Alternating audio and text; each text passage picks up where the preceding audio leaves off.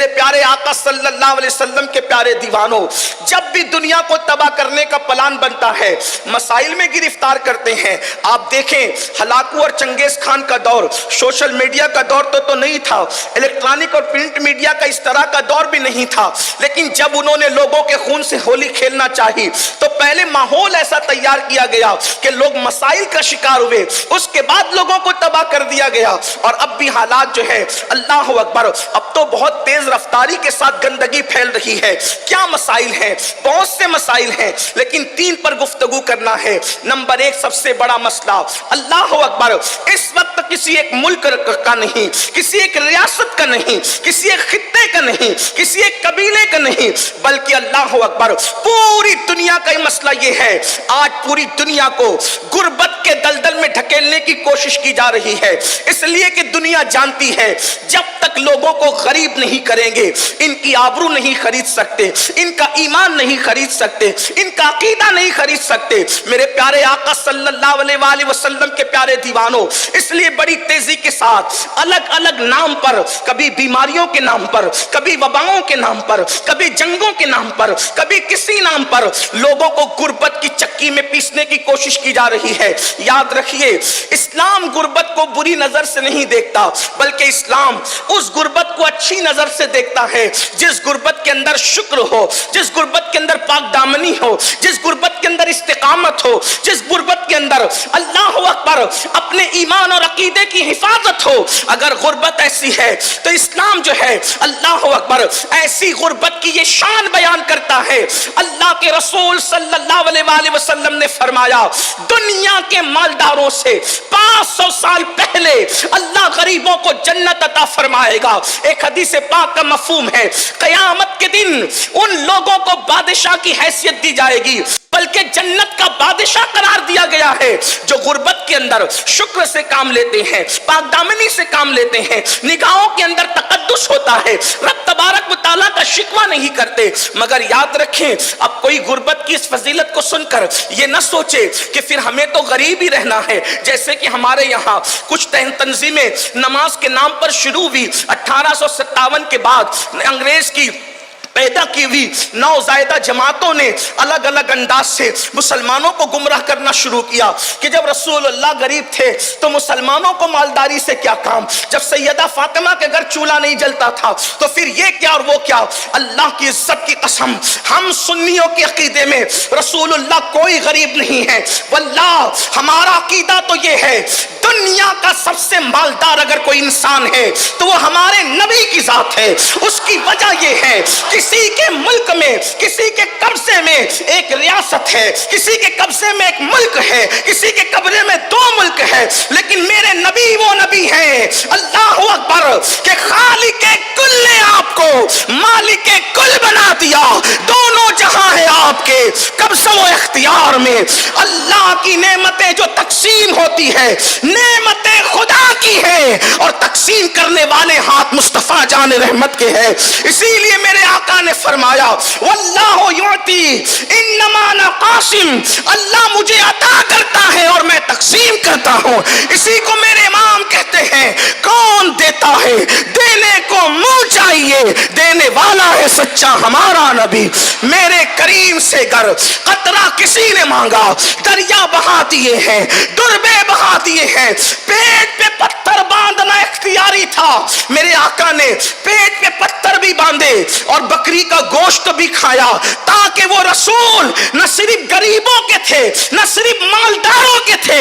فاقہ اس لیے کیا کہ اگر فاقے کی نوبت آئے تو میری سنت سمجھ کر کے فاقہ کر لینا، اور جب اللہ عطا کرے تو میری سنت سمجھ کر گوشت بھی کھا لینا۔ میرے امام کہتے ہیں آسماں خان زمین خان زمانہ مہمان صاحب خانہ لقب کس کا ہے تیرا تیرا۔ تو یاد رکھیں لوگ کہتے ہیں کہ جب غربت اسلام کا مقدر ہے، غربت اسلام کا کوئی مقدر نہیں۔ سب سے زیادہ اگر مدینہ منورہ میں کسی کے پاس زمین تھی تو اللہ کے رسول علیہ السلام کی زمین تھی۔ آپ جا کر سیرت پڑھیں، حضور علیہ السلام نے پیون کا لباس بھی پہنا اور کبھی کبھی 27 اونٹ کی قیمت دے کر ایک جبہ بھی خریدا۔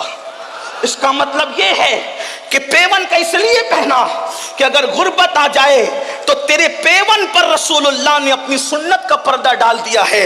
یہ مطلب نہیں کہ کوئی محفل میں پیون والا پہن کر کے آئے گا تو لوگ اس کی غربت کا مذاق اڑائیں گے، بلکہ اللہ کے رسول نے پیون والا پہن کر غریبوں کے لیے سنت بنا دی۔ اور اگر کوئی قیمتی پہن کے آئے گا تو کوئی اس کو مغرور نہ کہے، 27 اونٹ دے کر کے ایک جبہ خرید کر قیمتی پہننا بھی اپنی امت کے لیے سنت بنا دیا۔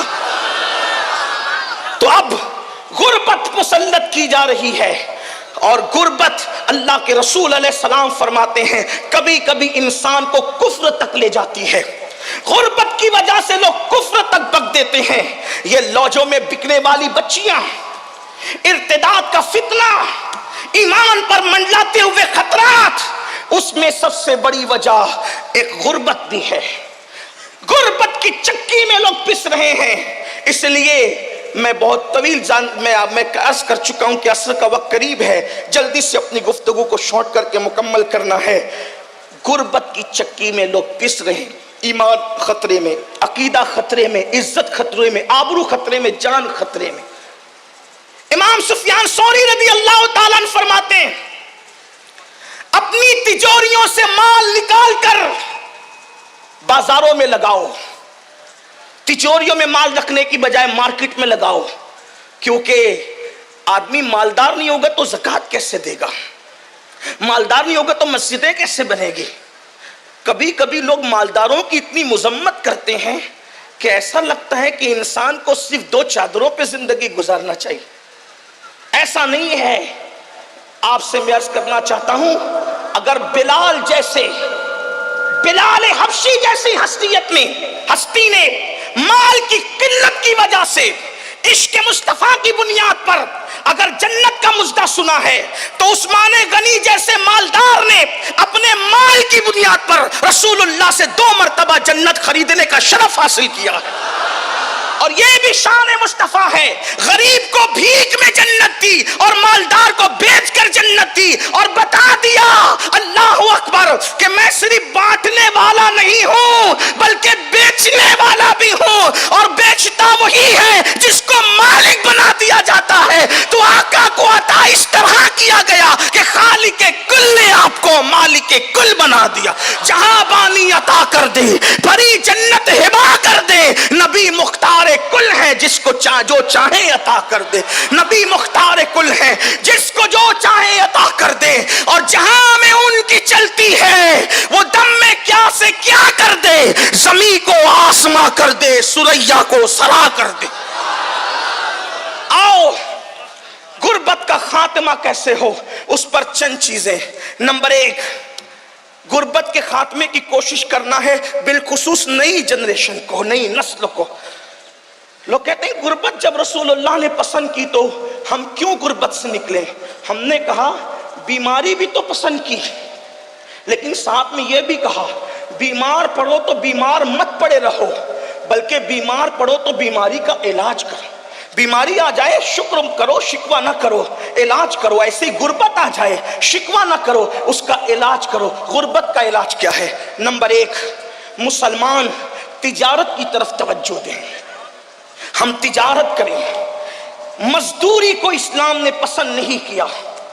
اسلام ہمیں مزدور بنانے نہیں بلکہ اسلام ہمیں تاجر بنانے کے لیے آیا، اسلام ہمیں مالدار بنانے کے لیے آیا۔ آپ کو نہیں پتا اللہ کے رسول کی محنتوں نے اتنا مالدار کر دیا تھا کہ جب بحرین سے حضرت ابو ہریرہ آئے تو بیت المال کے لیے 7 لاکھ درہم لے کر کے آئے اپنے ساتھ۔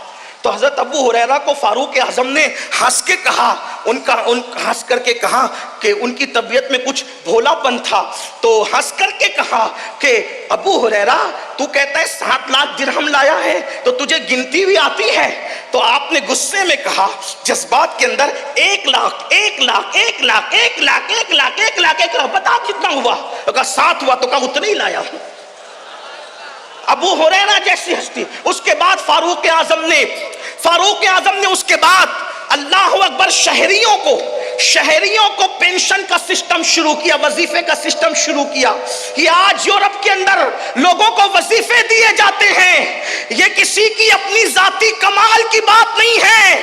اگر شہروں میں وظیفے تقسیم ہوتے ہیں تو اس میں سب سے پہلے شروع کرنے والی ہستی عمر ابن خطاب کی ہستی ہے. ایک بات اور مجھے یہاں بڑی خوبصورت یاد آئی. جب وظیفے تقسیم ہونے لگے تو آپ نے ذمہ داری دی چند اصحاب کو کہ لسٹ بناؤ تاکہ مرتبے کے مطابق لوگوں کو وظیفہ دیا جائے. تو لوگوں نے پہلے بدری پھر احد کے اسی طریقے سے ترتیب وار جو ہے وہ بنایا. فاروق اعظم نے دیکھ کے کہا یہ لسٹ نہیں ہے. کہ پھر فرمایا اوپر ان کا نام لکھو جو رسول اللہ کے خاندان کے سب سے زیادہ قریب ہیں. پہلے اہل بیت کے نام لکھوائے اور فرمایا جس کا رشتہ نبی سے جتنا قریب ہے اس کو اتنا زیادہ حصہ دیا جائے گا. اور ازواج مطہرات کو سابقون الاولون مجاہدین کے برابر وظیفہ عطا کر کے بتایا کہ صحابہ وہ تھے جن کے دلوں میں اہل بیت سے نفرت نہیں تھی, بلکہ صحابہ تو تھے وہ جنہوں نے سب سے زیادہ اہل بیت سے محبت کی ہے. اور اہل بیت سے جتنی محبت اصحاب مصطفیٰ نے کی ہے 14ویں صدی میں کوئی اس کا تصور نہیں کر سکتا. یہ فاروق اعظم رضی اللہ تعالیٰ کا عشق رسول تھا. آپ نے پہلے اپنے آقا کی اہل بیت کو سامنے رکھا.